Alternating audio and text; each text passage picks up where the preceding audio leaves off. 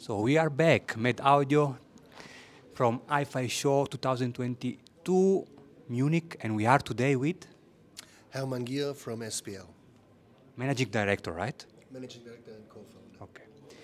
We have some questions for you today, but I think we should start with how it started everything, and then we will move, because I know was first of all a company very famous in the professional market, and then after its arrival also in the consumer brand. Yeah. Well, SPL started out with Wolfgang Neumann, my friend and partner in the company, and he started out in 1983 already, and making professional audio products like compressors, limiters, and equalizers, and all of these things, noise gates. I joined the company in 1986. We then pursued the pro audio business throughout. Our biggest invention was in '88 when we designed, or when we came across by experimenting, the vitalizer circuitry, which made SPL a company. And in the 90s, we designed products like the Transient Designer, which became hugely famous, especially in America. We also did experimental stuff like the first 5.1 recording or miking system, the Atmos, it was called at the time. We had a trademark on it, and we skipped it, and Dolby took it. Bam. Nice fun fact on the side. But we did Formula One with that, and in surround in 2005 and 6 in Germany, the two races that were broadcasted in full surround. That was an incredible experience.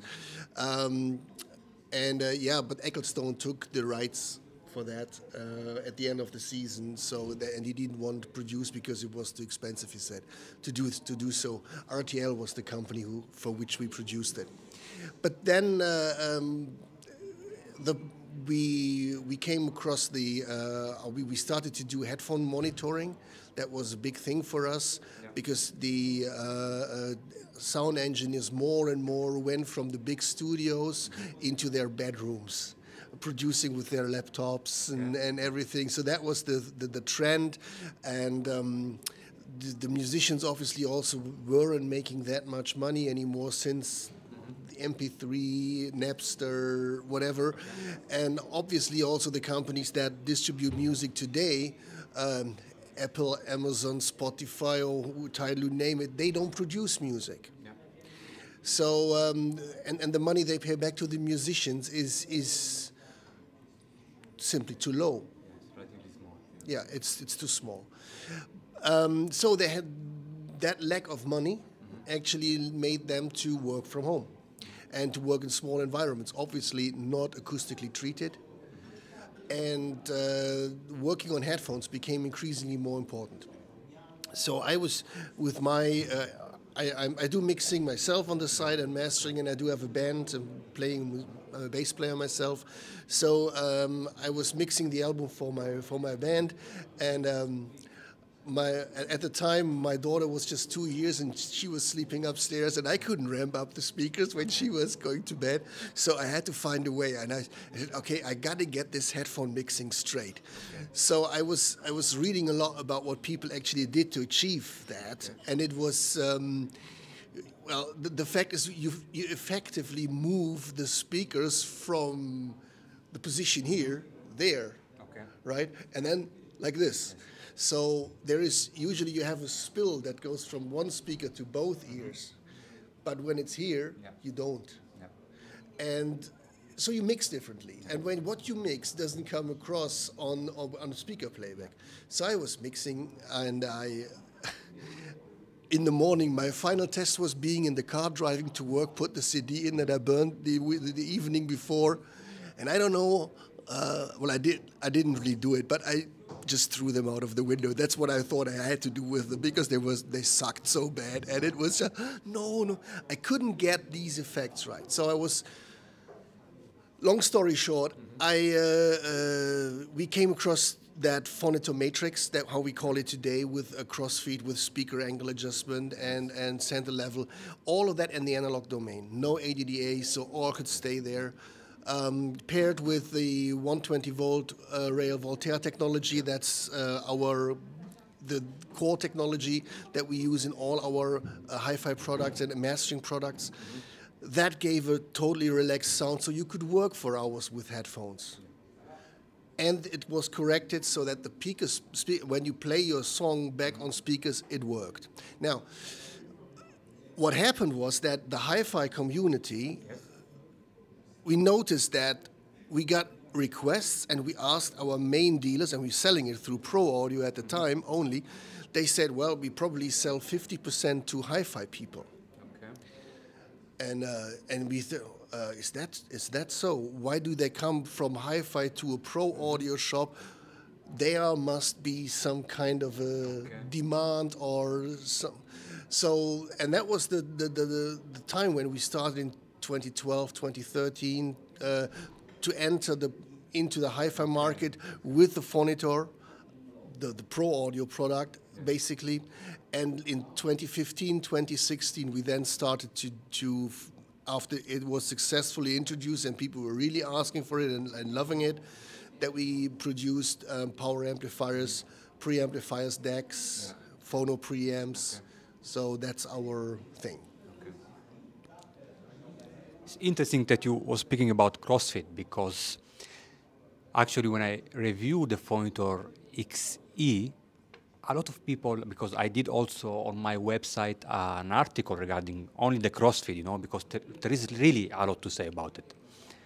And I think the best things that I got from the CrossFit is that this feeling that I could listening for the headphones for hours and hours without no fatigue. That's really, I think, very important, especially if you are going to use the headphones for a lot of time. Yes. I generally don't do more than 1 hour, but there is special headphones that are probably a little bit analytic, and these are a little bit fatigue, like take the 800S, for example. That's one.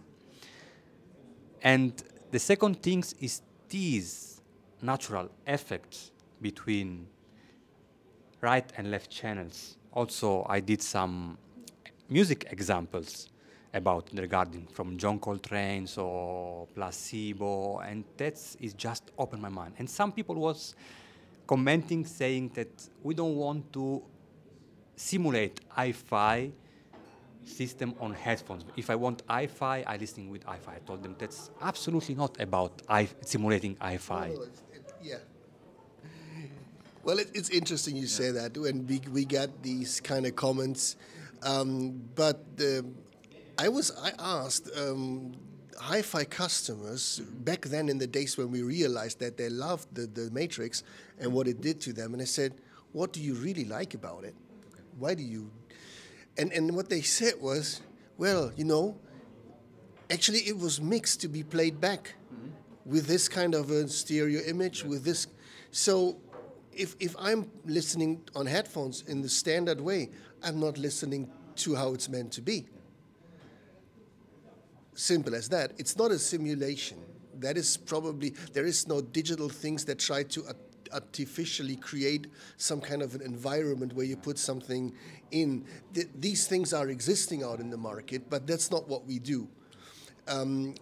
Actually, when people listen to it for the first time, they get like, oh, that's less impressive. Yes, it is less impressive, because what you do is when you do this, you widen the stereo field and it all becomes bigger. And because the reverb that is being recorded is always recorded out of phase. Now, when you move the phase along the speaker further away to the side, you stretch the phase, meaning that you hear the out of phase recorded signals more prominent. So basically, that is why it suddenly becomes also huge and also wide, because you just hear too much of the reverb. And that is also part of what causes the fatigue, because your brain always tries to find a spot, a heritage of a sound. That's a natural process that we have. If that is spread out over a wide space, then what the risk for too much action in your head to place it leads to, boy, I have enough now, I need a break. Right. So let's remain in CrossFit thema and let's speak about, because SPL, it has the integrated CrossFit pure analog, right? Yeah. And it's possible also to simulate the CrossFit in digital domain. Yeah. Maybe you can tell us there is a difference, and if yes, what is? Well, first of all, you always need to convert the signal. So I'm asking you this because I tried to simulate with one software, but I didn't get the quality that I was looking for from the analog. That's why I'm asking you. I'm not trying to do this thing now. Oh, analog is better than digital and stuff. That's not the point. No, it's more it's deeper than that. And so when we do this in digital, and we are working on plugins for the pro audio world to exactly achieve that, right? Then you need to, of course, do an A to D conversion and later a D to A conversion. So now there is, in that process, there is, then you come to the processing bit. So you need to do time alignment. And that is in very small brackets. So we're talking about not microseconds, we're talking about, not milliseconds, we're talking microseconds, sorry. So 1,000 smaller of that. For example, if you take the standard setup of a speaker from the center to the left, let's say that's the 30 degrees angle, that's about 230, 250 microseconds, a quarter of a millisecond. Now, there is nothing like a delay, two notes that you would hear. It's far too small for that. But our brain is capable of distinguishing 3 degrees. Yes, that's how good we can localize a source of a sound. It's 3 degrees. So this would already be 10 times more than we could perceive as a minimum. Now, that means it's relevant for our hearing and especially for finding the precise location of the origin of the sound. Now, when you think about sample rates in digital do quantize audio. So all information has to be packed in one sample, then the next sample, and the mixing engine has to decide, am I putting it into this sample or into the next? So thereby, you have, this is a frame in which you press audio. Everything in between that you have in analog, in natural analog, has to be pressed into the next frame. That leads to, especially when you talk about these small increments, that leads to a representation that is not that accurate. And obviously the filter needs processing, that's not a lot. The delay is not a lot, so you can do this all in analog, and you still can keep full range. If you would go 10, 15, 20 milliseconds, you couldn't do that in analog. That's impossible. But basically, at the end of the story, you have to do it then a DA again, and all that processing consumes time. And that is altogether like giving you the feeling that it is being processed. That's what you hear all the time when you listen to it. And again, that feeling of being processed is another thing that adds fatigue. And in analog, you don't recognize that. Furthermore, the bass response is always the most critical part when you do these kind of mixing or, let's say, positioning of sounds. When you do this in standard analog technology, I haven't heard any that really sounded well in the bass content. That always got a bit muddy, a bit imprecise. The phantom center was a bit lost and was wobbly. With the 120 volt rail that we run, luckily, that effect is not there, and it remained the stable bass that you know from the original. In digital, it's kind of weird because it's been covered and masked by other artifacts that I just described. So, yeah, if you don't have to go digital, it's better to stay in the analog. But there are so many things where you have to be digital, and that's cool then too, if it has to be. Good. So it's actually very complicated. It's not It's something. not as Yeah. easy as, Yeah, sorry, yeah. it's not as easy Yeah. as it looks at first glance, I would say. You mentioned the VOLTAiR technology. I don't know if I can call it the heart of the SPL technology, probably. It's something that it's arrived from professional markets. Yeah. It's actually unusual to see it on a consumer brand gears, right? You want to speak a little bit about it? If you want to, I can give you the story. This already dates back to the 90s. Okay. And in the 90s, we've been approached by mastering studios. Well, mastering studios, for those who don't know what they do, they actually take the final mixes and they gonna make them, put them into all of the formats that the market requires for the release. And there are engineers that have very trained hearing to decide what needs to be tweaked to make this as good as it can get. And for this, they need the best equipment, obviously. So in the 90s, we were getting into digital, and there were many monitoring controllers and DACs that were used for monitoring. So 16-bit, 18-bit, 20-bit, 24-bit, this was all going through the 90s. And obviously, standard sample rate, 44.1 and 48 kilohertz, then the double, quadruple, that was all coming up. Now, very famous engineers, they just said, hey, we can't work with this because we usually put a product to the test for half a year until we use it on a product, on a project for a customer, for a client. We have to be sure how it reacts and what it delivers, and if there's anything that is not good, we need to figure that out.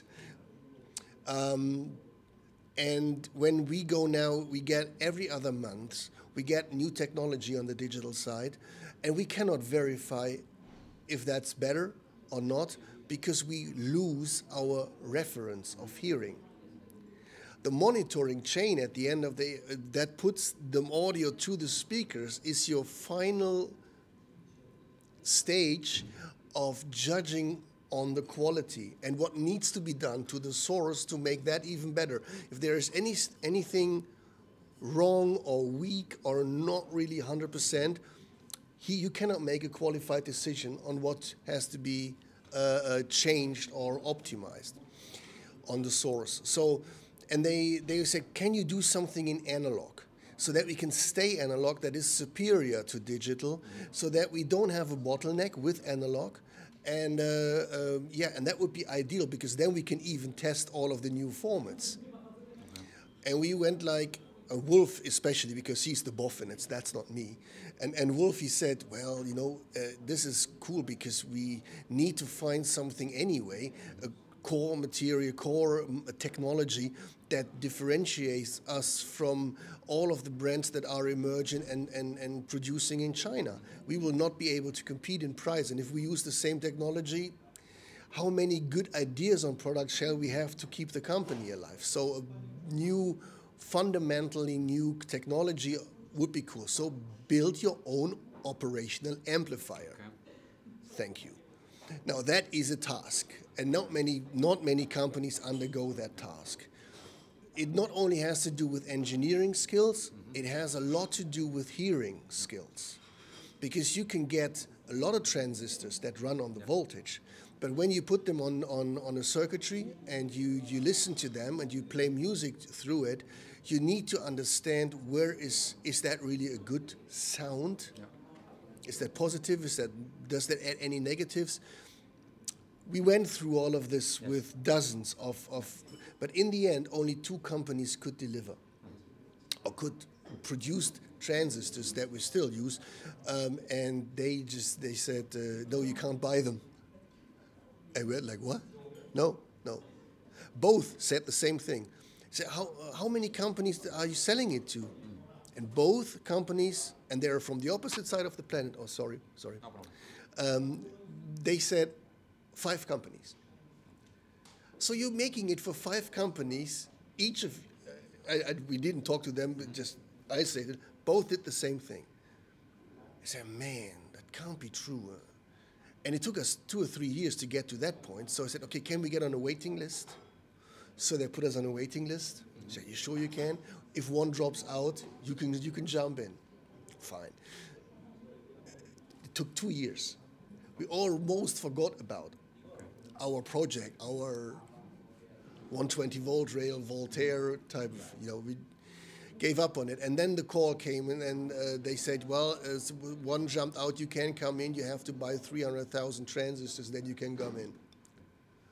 So we went to the bank, we got the money, and we bought those in, and then we started to produce our own operational amplifiers.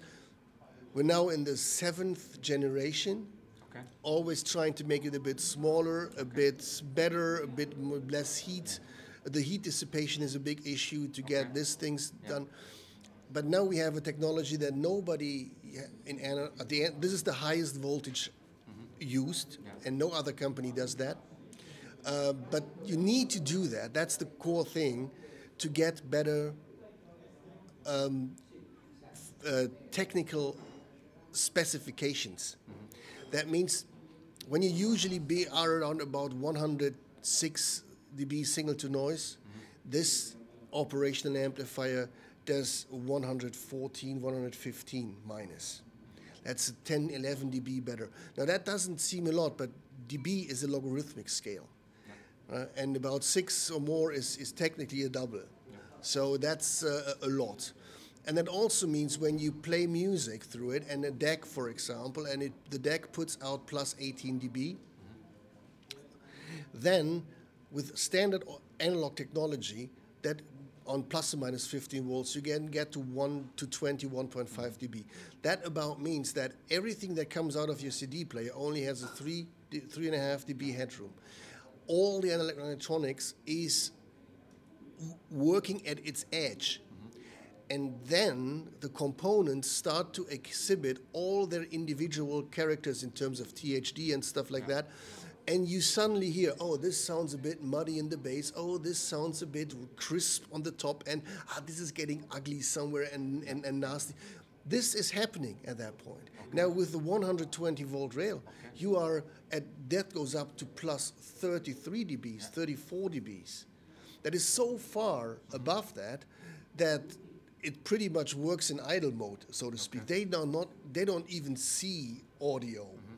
And that's why from a listener's perspective, you sense relaxation, you sense serenity. Everything that plays back is like, oh, that sounds like it's supposed to be sounding. And it takes away the feeling of electronics that reproduce music, which I think, to me, as a designer of stuff, is the holy grail. It's probably not the best idea to say that my product shouldn't be heard or seen, but exactly that would be ideal, wouldn't it? If you just had the feeling that it's just the music and you don't hear any electronics trying to reproduce it. Sorry if I stop you.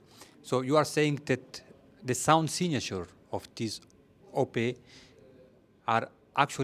was helping you a lot about in the final tuning. So you had actually don't play around so much to get the sound quality that you was looking for, right? That's very true. These op-amps deliver that kind of sound signature inherently. That's what it is.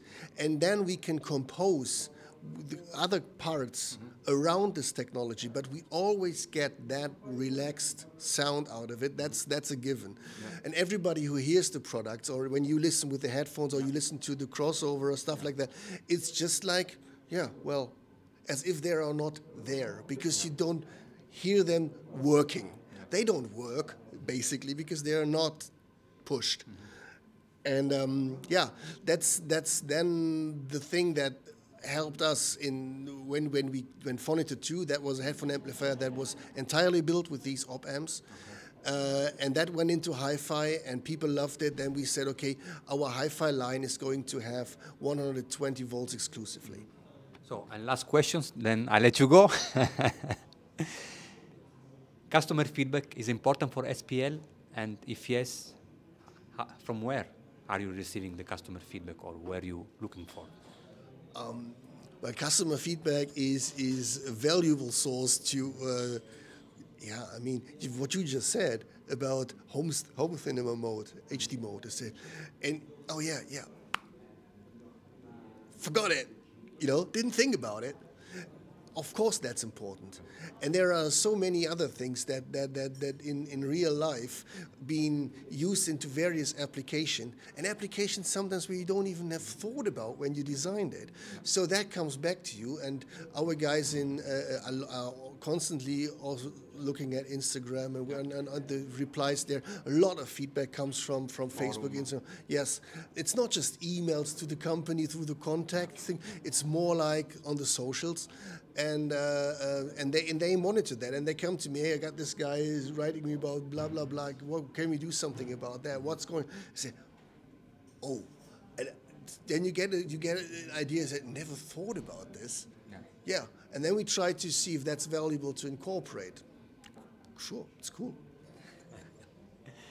Thank you very much. I really appreciate your time. So enjoy the show, and maybe you will see us around. From Med Audio is everything. I go to finish my tour. Today is Saturday. I still have one day, and there is a lot to do. From Med Audio is everything. Ciao, ciao. Bye-bye.